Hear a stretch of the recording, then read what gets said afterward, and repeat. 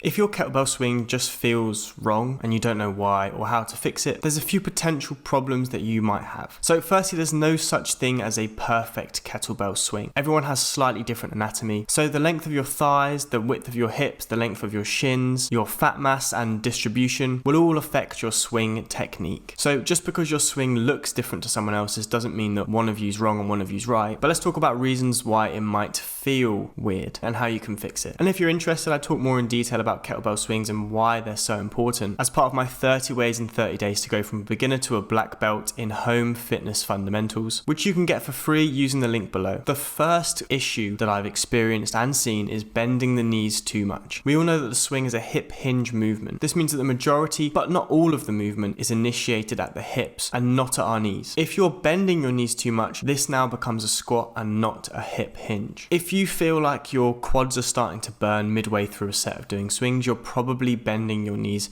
too much. Another warning sign is that you're having to engage your arms to move the kettlebell forward, and to fix it, simply imagine sticking your bum out behind you and keeping soft knees. They're not excessively bent or straight. The kettlebell should move backwards and downwards and then upwards and forwards, not only up and down. And you want to bring your wrists to your upper inner thigh, and this will ensure that you're not squatting too much, because you can't really bring your wrists to your upper inner thigh if you're squatting too much, because they're going to be too low, they're going to be down by your knees. So think wrists to upper thigh and sticking your bum out. The second biggest issue is that you might not be bending your knees enough. And now I know I've just said you shouldn't bend your knees very much, but that doesn't mean that you shouldn't bend them at all. One of the reasons we do kettlebell swings is to build power. So when we jump, which requires power, we bend our knees and our hips together. We don't jump purely from one or the other. We don't jump purely from our knees or purely from our hips. They both work together. The same is true when we trip over and have to stabilize ourselves. We trip over something and we have to readjust to stop ourselves from falling over by bending at the knee and the hip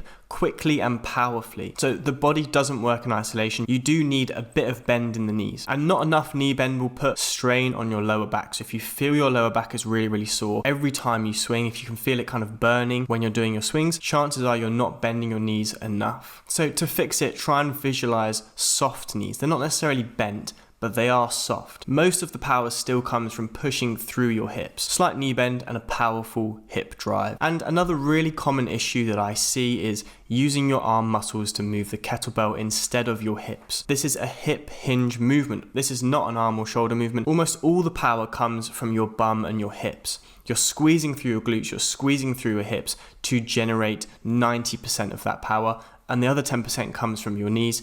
Your arms really only exist as hooks to the kettlebell. They are a utensil that can join the kettlebell to your body. They're simply the connection. And using your arms during the movement actually feels very unnatural, and you can spot this a mile off. If you film yourself and you realize that the movement just looks very slow, you're probably controlling the movement with your arms. So there is some tension in your arms, you are developing grip strength, but really your arms only exist to make sure that the kettlebell doesn't fly out in front of you and smash up your windows and floors. So it's purely for grip. Your muscles should be engaged, but you shouldn't be using them in any kind of real capacity to generate movement within the kettlebell. The vast majority of the power comes from driving your hips forward. Imagine the kettlebell is floating up and then floating back down. There is no effort required to lift the kettlebell up or control it back down. Don't try and interfere with your arms. So to recap, the kettlebell swing is a full body movement that demands precise coordination, much like a sort of ballroom dance between your muscles and joints. And in this dance, the hips take the lead. They generate the power and drive. The knees act as shock absorbers, helping to cushion the impact as the kettlebell comes down and you bring your wrists to your upper thigh, and they add a bit of explosiveness too. And the arms, well, they're simply the connection to the kettlebell. They're just along for the ride, but they're not a source of any of the movement. So I really recommend filming yourself over the next few months doing kettlebell swings, analyze it, see if you're making any of these 3 common mistakes. Remember, if you want 30 ways in 30 days to go from a beginner to a black belt in home fitness fundamentals, sign up below. I hope this video helps you, and I'll see you in the next one.